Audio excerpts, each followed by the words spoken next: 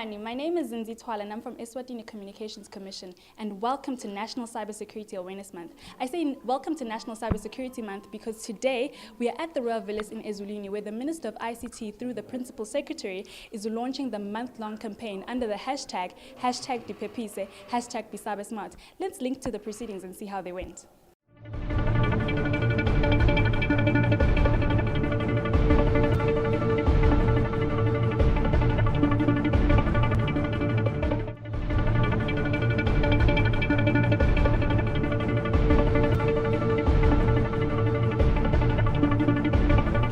We've got a capable lineup of speakers to unpack the reasons why we're gathered here today, but I'll try and give you a few pointers. We humans tend to trust even when we shouldn't, and this is the greatest vulnerability in cybersecurity. Because of trust, we believe that a firewall or an antivirus will protect our networks and online activities. Sometimes it's not like that. We trust that someone will send us a link to claim a £1 million prize. Keep this in mind. If there's a vulnerability, it will be exploited, no exceptions. So without any further ado, I'd like to ask the Chief Executive of the Eswatini Communications Commission, Mr. Mvilawembe Dlamini, to come forward and set the tone for us with his remarks. Thank you. Program Director, representative of the Minister of ICT, the PS and the Minister of ICT, representative of the Governor, the Central Bank, senior government officials present, ESCOM staff, members of the media, esteemed delegates, ladies and gentlemen, a very good morning to you all. It is my esteemed privilege to address all of you on this occasion, where it's the edition of Eswatini's National Cybersecurity Awareness Month with the theme Dipepise, BeCyberSmart. Cybersecurity has become such a serious concern and top priority among governments and private institutions that it would be amiss for the country to be silent as a spectator on this topic. Cyber attacks have emerged as a global threat to economic stability and a way of life. Successful cyber attacks on computer systems and networks supporting critical national assets and infrastructure could cause significant devastation to our way of life, cause financial loss, undermine public confidence, and cause major disruption to our economy. The campaign will raise cybersecurity awareness issues that the vulnerable population face in this regard, and also remind businesses to build in security into processes, products, and services that they deliver to customers. As more digitization takes place and more people are connected to the internet, it is important for institutions to undertake cybersecurity-related due diligence and assessments, identify proper detective controls, and enforce cyber hygiene and insider risk programs to protect and safeguard their working environments from cyber threats that are counterproductive. We at ESCOM will continue to draw strength from the upcoming Computer and Cybercrime, Data Protection and Electronic Transactions Acts to further improve and collaborate efforts in ensuring a safer cyberspace for all Eswatini. We will endeavor to provide all support available to ensure sensitization on the subject is achieved nationwide. I would also like to take this opportunity to thank all the institutions that have partnered with us on this year's campaign. These institutions include the DPM's office, the Central Bank of Eswatini, RSTP, FSRA, MTN Eswatini, Eswatini Mobile, World Vision Eswatini, and many others. Ladies and gentlemen, as I conclude, awareness on itself is not cybersecurity. The onus lies on each and every one of us to do our part, to prepare peace and be cyber smart. God bless you all.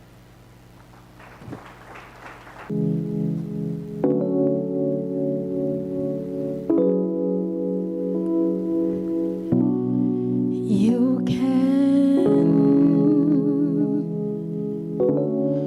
do anything. You put your mind,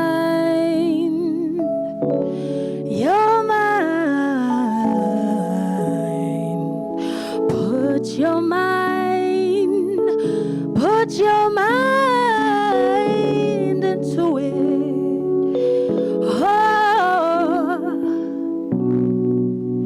You don't have to think too hard.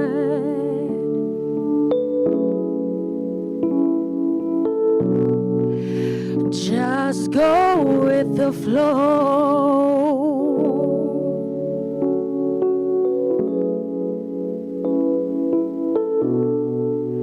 Let him move out of you. Let him move out of you. 'Cause there's nothing under the stars that can stop you, that can stop you from flying. Dream it, believe in yourself. You can achieve anything. Dream it, believe in yourself. You can do anything. You put your mind into. Now, I'd like to ask this Chief Executive of Business Eswatini, Mr. E. Nati Lamini, to come forward and give his presentation. Thank you. Now, without it, we cannot survive. But with it, we can thrive. But to our peril also. That is the dichotomy of cyberspace today, in which we're confronted trying to make sense. How can something so good and yet be so bad and dangerous? If you, through your eternal wisdom, find an answer to that, please give me a call.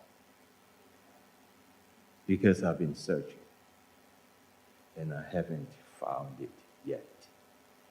And yet the evidence of what I'm talking about, it's so blatantly obvious to those who've got eyes to see.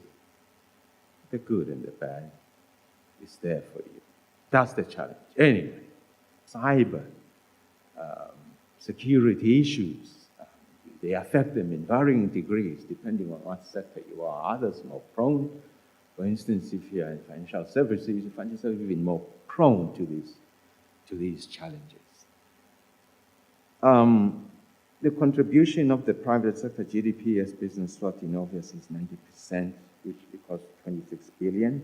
That comes strictly from our members and their employees, and you're employing over 75,000 people. And I will explain why I'm telling you that. Now, here's a story which I want us to capture, because what's written in there is the private sector. Why are we the ones always being targeted? In almost everything, the private sector is the primary target. Remember this. We are the primary creators of national wealth. In fact, as I was thinking about this, I had this epiphany. It was like a light bulb moment, standing there. And I say, imagine if everything was to grind to a halt in terms of business. where would money come from for this country? Then I realized it's nowhere. So we are the private sector standing here. Anything that follows us is a cost center. Because from us, primary creators of wealth, guess who comes next? SRA, yes, SRA is the receiver of revenue. And guess who comes next? Government as the redistributor of wealth.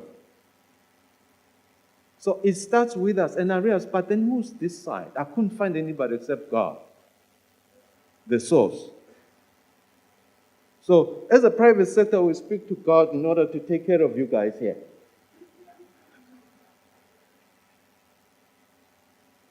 Just kidding. But it's true. It is very true. Because from us, and also said, how about SACCO? Do you know who creates SACCO? It's our trucks going up and down the border. Our trucks and the business starting doing up and down. The SACCO that we disproportionately depend upon as a nation. Private sector. Primary wealth creators. And then it goes elderly grants, education, clean water to communities. And it's, in fact, now, as I'm not talking about, I think I'm doing the work of God where I am. By the way, cyber criminals know exactly what I'm telling you. They know.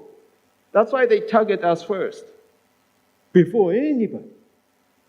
Where is the money being generated? So, the private sector, and then they think, who else? Who receives it? I'm going to target SRA. Who else? I'm going to target state organs. Who else? That's how it goes. Or if there's anybody who's an endangered species in this room, it's me. As an embodiment of those I represent, obviously, not me necessarily. I've already mentioned why wherever there's a money trail, there's always this. But in short, so I am saying what I was in short, because that's what they asked me to do. Why is this cybersecurity everybody's business?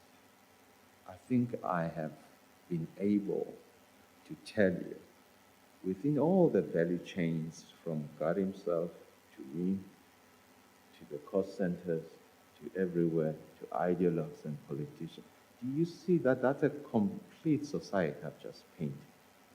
And everyone is not impervious to the dangers of this cyber criminality that is ongoing.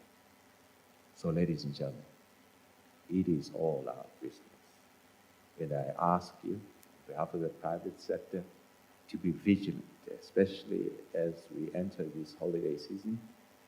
Have your eyes peeled wide open to these dangers. They are out there and are waiting for us. And with that said, thank you very much for your grace and for listening to me.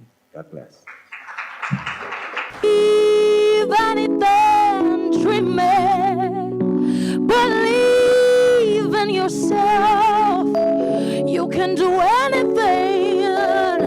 You put your mind into.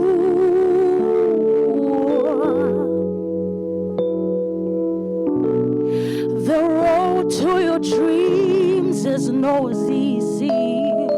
Sometimes there'll be mountains to climb and obstacles to overcome, but we never giving up. 'Cause oh no, just remember this: dream, believe, do it.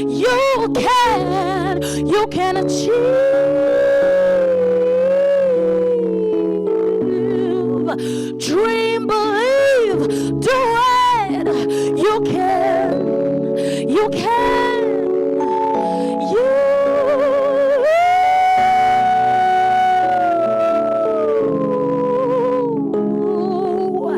You can achieve anything only if you put your mind,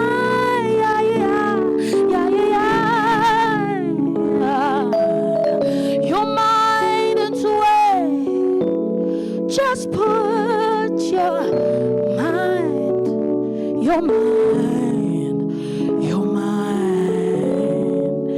into it. First of all, thank you very much for that very energizing music this morning. And the songs were very inspiring and quite educative. Yeah, the Principal Secretary for the Ministry of ICT, the Chief Executive for Eswatini Communications Commission, the Central Bank of Eswatini Leadership in absentia, the Executive Directors for all the financial institutions that are present with us here, members of the media houses with us this morning, colleagues, ladies and gentlemen, all protocol observed. Allow me this morning to start by saying thank you very much to the Eswatini Communications Commission for giving us a chance to have this conversation with you. And we are excited as World Vision to be part of this engagement, to be part of this conversation. And the line of discussion that I have been given is to do with online safety for the digital generation. And I'm so excited about this because this is very dear to me as a person, but also very dear to the organization that I represent, because we are talking about children, we are talking about youth, we are talking about a generation that has been born in this era of technology, and it is of great interest to us as a child-focused organization, but also as a parent at the personal level. And so this morning, I don't think we are coming here to debate whether we need technology or not. I think that is water under the bridge. And if it is a train, it has already left the station. We are really talking about how can we then coexist with technology in a very safe and productive environment. Because definitely technology has served us well, and there is no turning back, has facilitated communication, has allowed us to connect in real time with our friends, with our partners, with our stakeholders, with our donors. It has even enabled us to be able to acquire education at the comfort of your home or your office. And in the wake of COVID-19, we all ran to technology. It became our savior. It became the source of solution for everything. We operated through technology. Our organizations transacted through technology. Our businesses survived because of technology, and it became a bloodstream. And it is going to be a bloodstream for many of us for the longest haul. And therefore, we can't even start saying technology. In any case, the innovations we see, in any case, so much things that are accompanying technology can only be better, and we can actually say the future is bright because of technology. In the wake of COVID-19, as an organization, World Vision, we so much depended on technology to even reach the households, to reach our children in the rural areas. We transacted and delivered our programs down in the villages to the last mile. We were able to do cash transfers. Again, that is the advantage of technology. What we are learning as World Vision is that you also need to provide dignity to households for them to be able to make a choice and spend on things that so much affect them. We no longer want to just distribute food, just line up people, for everybody to see that they lack food. we are also recognizing the fact that we need to keep dignity in that front. And so technology has come in handy to help us do cash transfers that empower communities to be able to decide where they want to spend money and what is very pressing for them, even things they may be afraid to speak to any of you. And so that has been the advantage of technology. And I can go on, and the list is endless as far as the benefits of technology is concerned. So that said, actually, for us as an organization, we are saying, can we see how we can bridge a gap between the inequalities that are existing between the children in urban areas and the children in the rural areas? You will all agree with me that parents in urban areas, in Eswatini, in Babani, Manzini, all these areas, I'm new in Eswatini, so I'm trying to even pronounce well, so the language, so you'll excuse me if I murder some words. So I'm saying that the inequality that does exist between the children in the urban areas and the children in the rural areas is of our concern as well. Most of us, parents, during COVID-19, the well-to-do families were able to rely and be able to quickly switch their children to do online learning. And a number of them have actually migrated into what we call homeschooling. And they're actually doing exams uninterrupted. They are moving from one stage to another.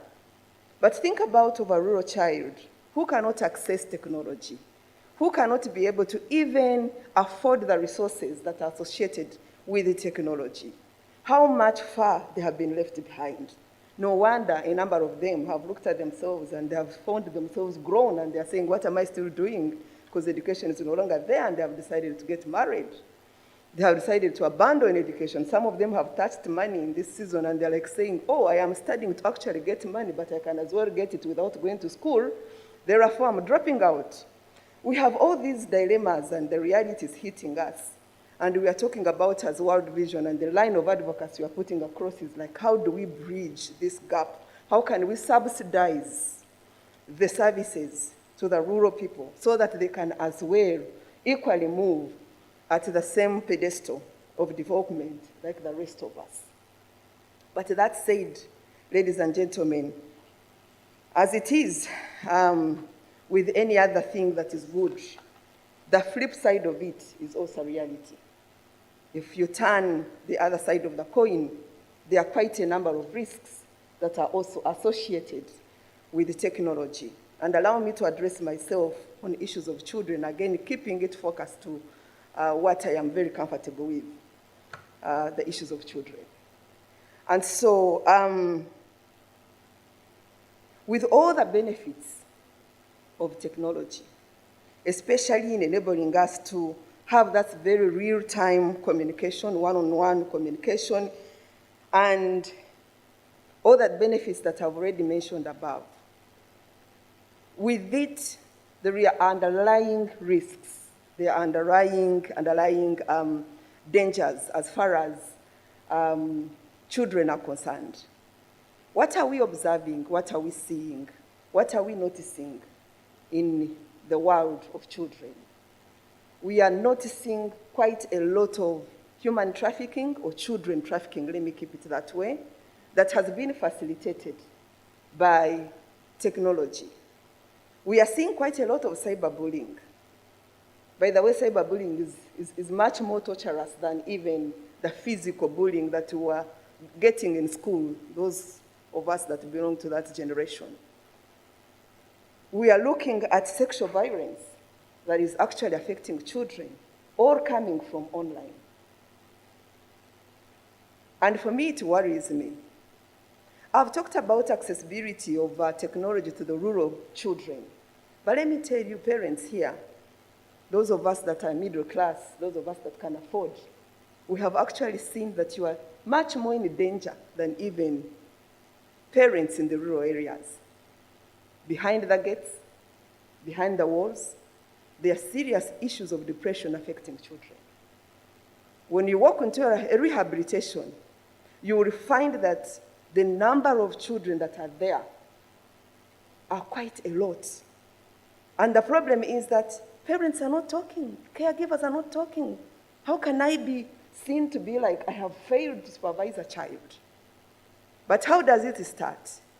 It starts when a child is given a gadget, a phone, and supervised, and you enter into the house, you enter into the room. Some of us have teenagers. As you walk in, these teenagers don't even know that you have even arrived. They are all engrossed into their gadgets.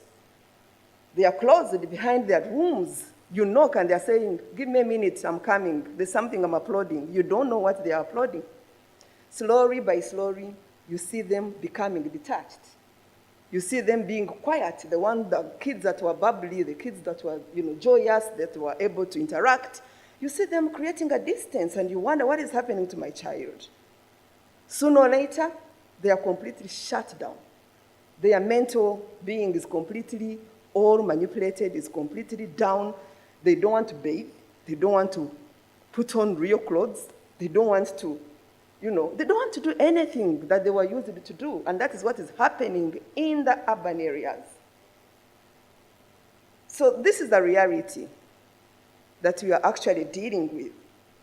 And before you know it, when the mental breakdown comes too much for them, the next thing you see is they're posting, I am tired of this life. And they talk about it. And everybody replies and say, hey, how are you? Or others, when people are drawing, they're actually pulling out the gadgets and they're taking a picture of when someone is drawing or someone is actually, it's very interesting, actually. And so then afterwards, someone has committed suicide. And then people start saying, he mentioned it 2 days back on Facebook. He mentioned it on WhatsApp. He mentioned it on Instagram. And so that is the reality that actually comes with the internet and cyber insecurity and cyber crime, as we have all talked about it. So what do we do as we sit together in this room? I would like to end by just giving reflections, questions to reflect about.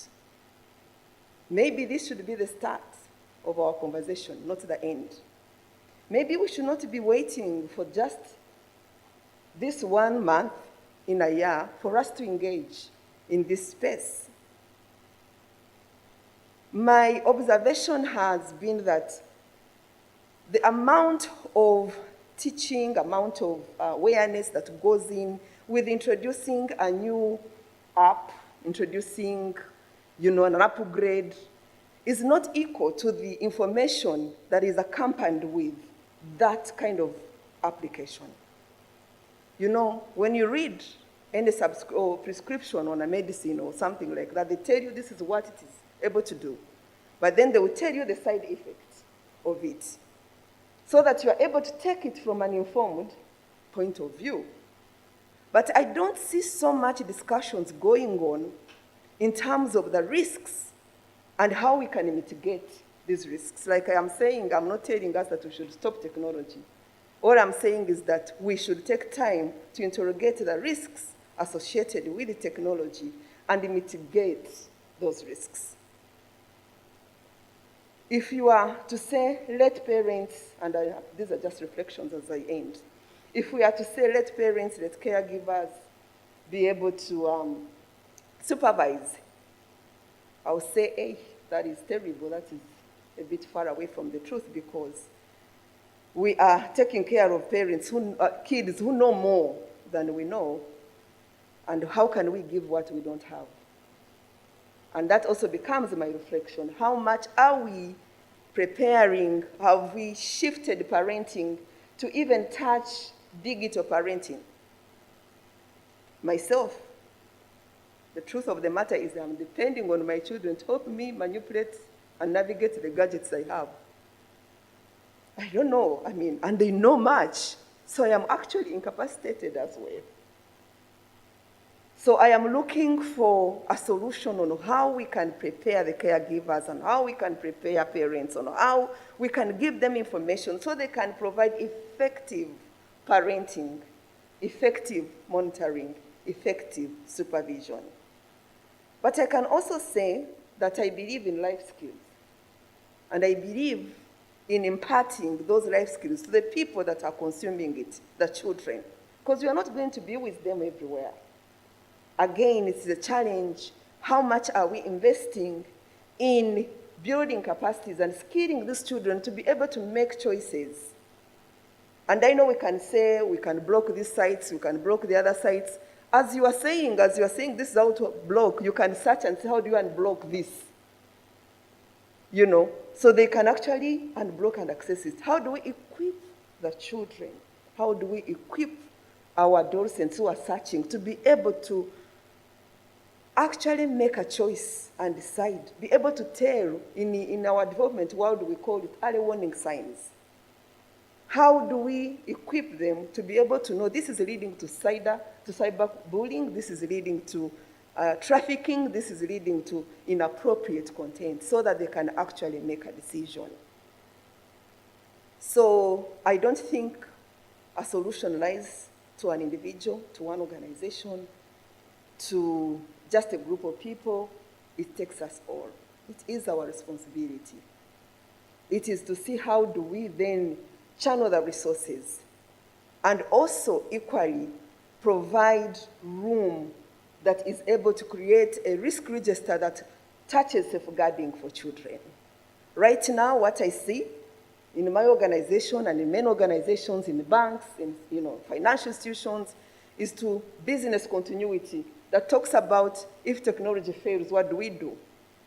But little is given to human beings, and we need these human beings. I'm afraid if we do nothing, then we are headed to having a generation that is non-existent. I'm sorry to say that. I hope I have not scared anyone, but this is what I see as a reality. So therefore, it's imperative upon us, friends, it's imperative upon us, colleagues, it's imperative upon us in this room to put our energies together, our concerted effort, to come up with solutions and strategies on how we can ably coexist with technology. And again, I want to end by saying, let's all aim at being cyber smart. Thank you, ladies and gentlemen. For reminding us of our responsibility as parents and guidance to teaching our children about being safe online. According to Statista, of the 4.7 billion people who are online, 4.3 billion have accessed the internet using mobile devices. And it's important to note that most attacks nowadays happen on these devices. So it's very important that the devices we give our children, as much as we don't understand the common language of the internet, the protocols and the programming codes behind them, it's our responsibility to translate it into pure Eswatini or English language, to make them aware of their responsibility and of being safe while they are using these devices. And we should encourage them to report any suspicious messages or activities that they come across. At this point, I'd like to call upon the Deputy National Commissioner from Eswatini Police Service, Ms. Mamsi Dlamini, to come give us Siyavusela Social Program Director ukuthi Deputy National Commissioner Mamsi wakadlamini ngimele National Commissioner.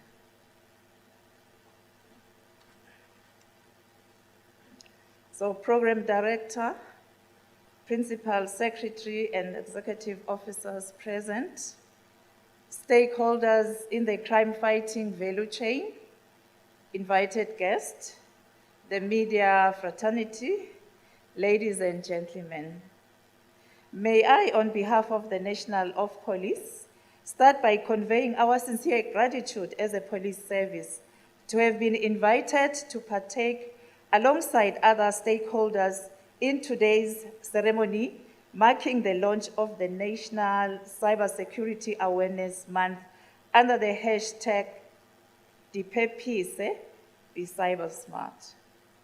We are beholden to the Ministry of ICT and the Eswatini Communications Commission for the spearheading this initiative targeted towards promoting good practices and behaviors when maintaining good digital hygiene in the online workspace for both individuals and businesses' digital world. As a law enforcement agency in the Kingdom with patronage to Interpol, the global policing framework, it delights our police service that the DPEPISE #Be Cybersmart campaign resonates with Interpol's recent public awareness campaign, curtailing the reduction of the global impact of cybercrime and driving up cybercrime awareness among its member countries, dubbed under the Operation Naming Convention, the #Just One Click campaign. Suffice to say, the staging of the DPEPISE campaign to bring about a turnaround in fighting the dynamics of the cybercrime could not have come at a more opportune time as it echoes Interpol's global awareness campaign on cybercrime. Pivotal concerns which were at the center of the Just One Click campaign focused on the top 3 cyber threats as identified by Interpol, namely ransomware, phishing, business email compromise, online scams, and basic cyber hygiene. The Just One Click campaign was held for a duration of 3 weeks, that is from the 4th to the 22nd of October 2021, with an earnest intent to sensitize audience on ways to mitigate and prevent cybercrime.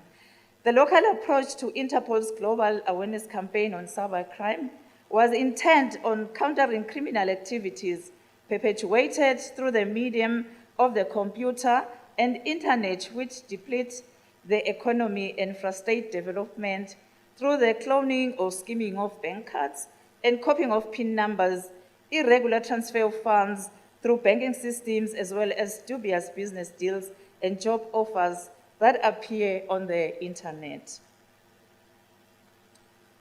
Cybercrime cases in the country manifest in a wide range of criminal activities, mainly perpetrated through the use of technology devices, such as computers and other electronic gadgets. Between the period of December 2020 and September 2021, an upsurge in the number of cybercrime cases and financial losses incurred was recorded compared to figures recorded last year for the same period. To this extent, the Royal Eswatini Police Service appreciates the launch of this campaign aimed at curbing cybercrime and boosting our already ailing economy through offsetting the losses incurred.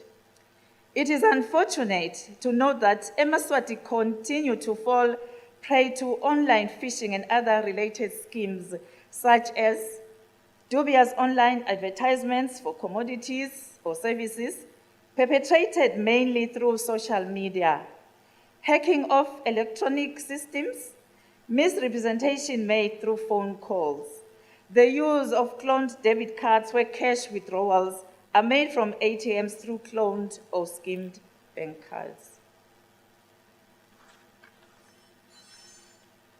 Compromise of secret personal identity number, that is the PIN, which facilitates ATM fraud, fake e-wallets, and mobile money fraud, business email compromise, and online forex trading and other investment schemes. So warning to the public, we are saying for vigilance against internet fraud, business entities and individuals are urged to be cautious and check the authenticity of email messages by calling to verify whether the messages received is genuine, to avoid committing and or transferring funds to dubious so-called suppliers. Organizations to make smarter decisions and build rigid cybersecurity firewall to repel cyber attacks. Organizations and individuals are alerted to always verify ownership for purported property being sold, such as homes, land, livestock, and other commodities before making payments. To avoid ATM card fraud and skimming, please ensure that your card is always kept safe and the personal identification number stored in your memory. Remember that your ATM card is yours and yours alone, and no one else should have access to it. To pay attention to all our actions online, even just a click, and remaining vigilant is the best way to prevent cybercrime and keep our cyberspace be cyber smart. In my conclusion, it is therefore very important that our society, individuals, and organizations practice best cyber hygiene to minimize the catastrophic effects of cybercrime. Thank you very much. Sanibonani. My name is Andreas Lameni. As has been introduced by the Director of Ceremonies, I'm Director of Communications in the Ministry of ICT. The ministry that is responsible for cyberspace, which includes cybercrime, which unfortunately is the negative side of the cyberspace. So as we are gathered here as stakeholders to look with special eyes into this side of the cyberspace, we are now ready to hear the speech from the ministry responsible for this space. It is going to be delivered by the Principal Secretary, who is the administrative head of the ministry. He represents the ministry, he represents government so what he will be saying here is the commitments that come from government in terms of protecting the country from cyber criminals and cyber criminality. The PS, we all know him, is Maxwell Masugu. He's one person who knows government, or if we were to say the intestines of government. He's spent a lot of his time working in the public service, which is where things government begin, and then before they manifested in the different parts of government. So I will request the Principal Secretary to come forward and present the speech. Thank you. Thank you all. Maybe good afternoon. Or not yet. A very good morning.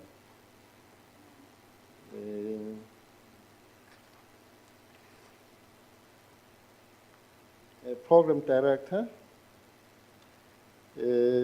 Chief Executive of ESCOM, representatives from Central Bank of Eswatini, Governor, senior government officials here present, ESCOM staff here present, members of the media, esteemed delegates, ladies and gentlemen.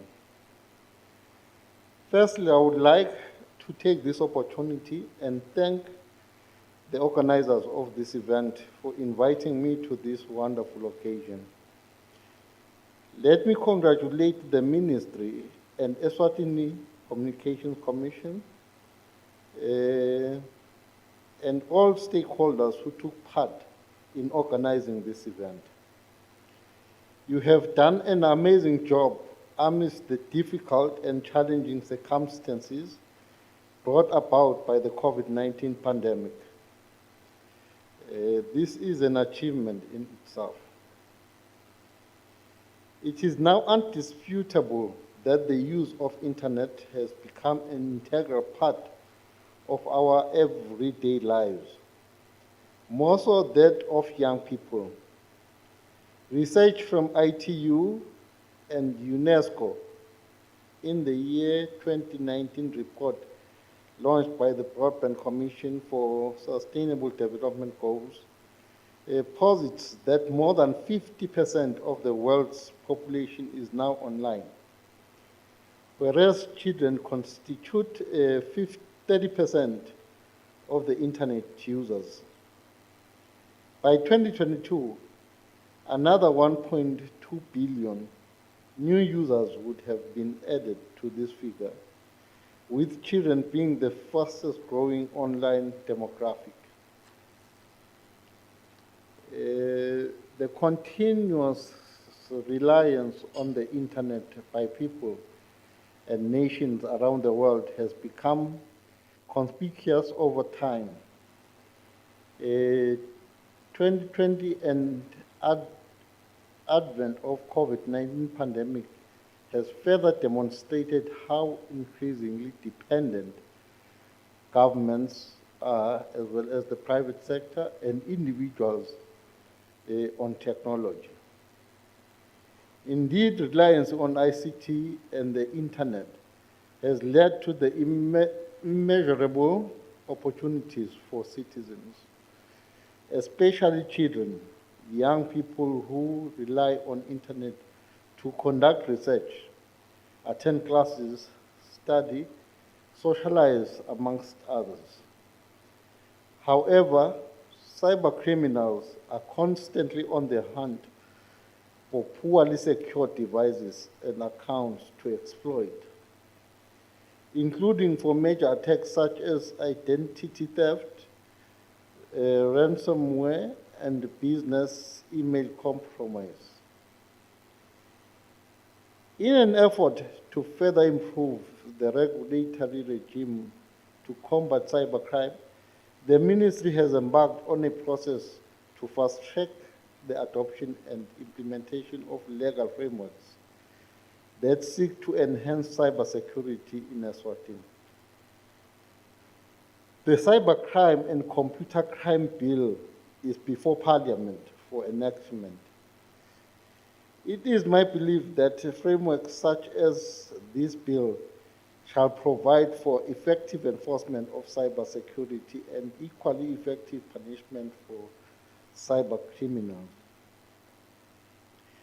I am proud that the Ministry and the Commission have also initiated a project on developing a national digital strategy.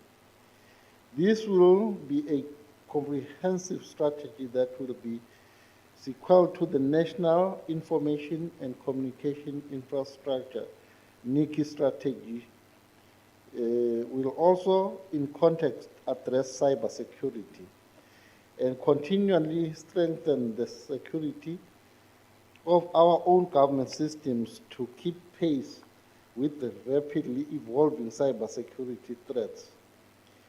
It should increase the government's capability to detect, defend, deter, and neutralize cyber threats. The theme for this year's campaign is Be Cyber Smart, a national initiative to help Eswatini protect themselves and their families online. The objective is to capacitate individuals, businesses, leaders, providing them with tools and tips on the role they have to play to ensure a safe cyberspace for all. We can all take few simple steps to help keep our personal information, our finances, our devices, and our cherished sense of privacy from being violated by cyber criminals. Such simple steps include changing your password frequently, updating your antivirus protection software, using a secure wireless network, and learning to recognize and not respond to internet scams. Ladies and gentlemen, I would like to emphasize that every day must be a cybersecurity awareness day all year round in order for us to win this war with these few words, I now declare the Eswatini Cybersecurity Awareness Month 2021 officially launched. May God bless you.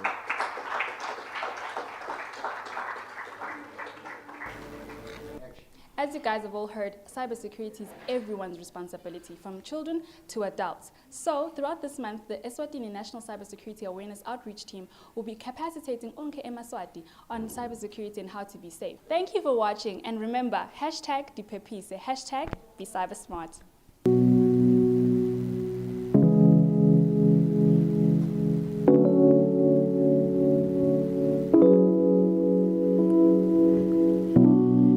You can do anything. You put your mind,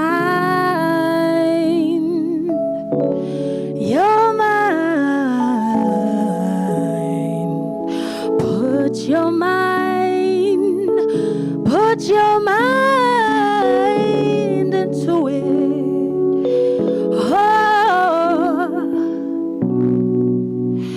You don't have to think too hard.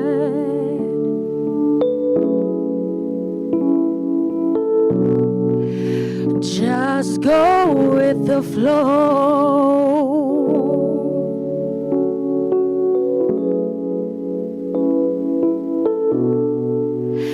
Let it move out of you.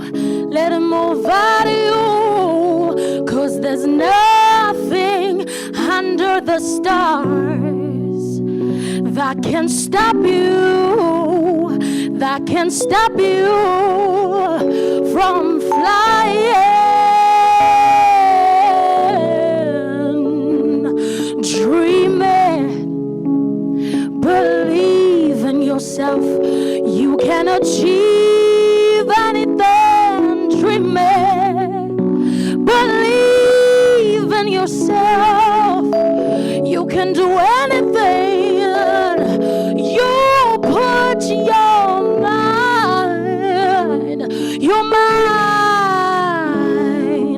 into.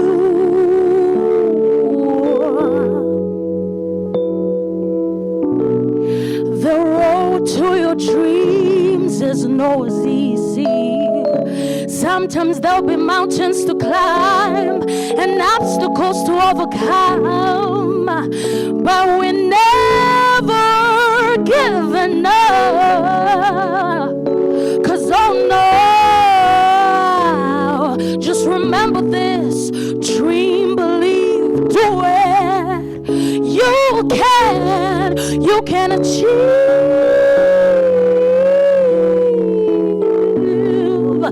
Dream, believe, do it.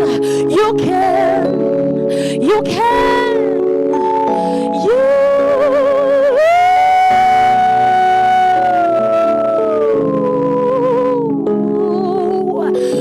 can achieve anything only if you put your mind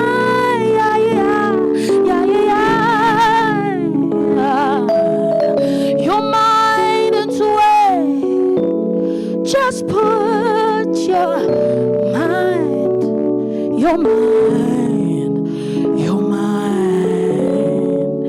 into it.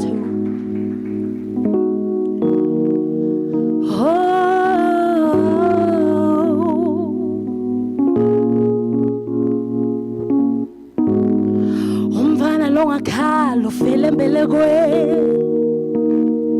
Sitawuthula kuze kube nini. Dibidendlu yabani. Uma sitinzanzane emhlabeni wetfu. Lolu thambo lilanga lingena kushisa. Bathi bayasithanda kepha lobudlwangudlwangu buqhamuka ndlela yinye. Imvutha leshaya imfati bahluku bedibela ibala labathumba abantwana kudawuze kube nini.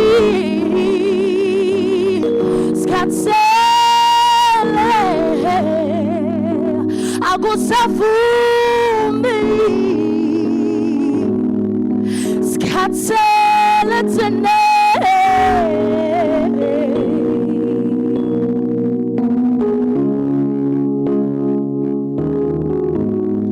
There's a cry in the streets, a single mother with her kids.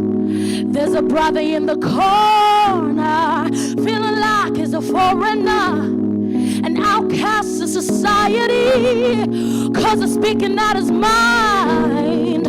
Will you be the reason why they all cry, or be part of the solution? Let's start a revolution, and together we'll stand up, and together we'll rise up. Speak up and be the change that we want.